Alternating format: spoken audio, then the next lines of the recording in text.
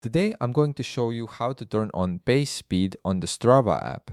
Alright, so I'm starting by opening up my Strava application on my phone. Once the app loads, I'm already on the main screen where I can see my recent activities and other general information. Now what I need to do is head down to the bottom navigation bar. There are several tabs here, and the one I'm looking for is labeled U, so I'm going to tap on that. As soon as I tap it, the screen switches over to my personal profile page. This is where all my account settings and activity data are located.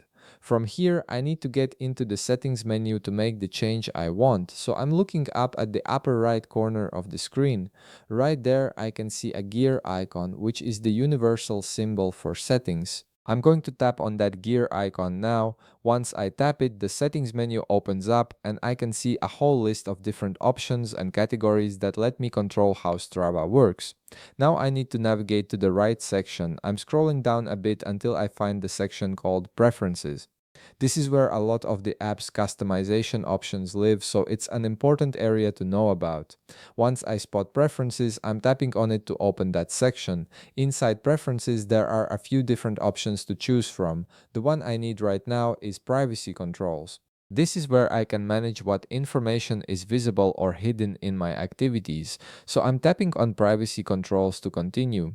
Now the app takes me into the privacy settings, and here I can see several different toggles and options related to what data I want to keep private or make visible.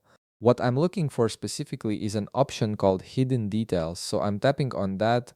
Once I open Hidden Details, I can see a list of activity information that can either be shown or hidden from my profile and shared activities. And right here, I can see the option for pace/speed. This is the setting that controls whether my pace or speed data shows up in my activities or stays hidden.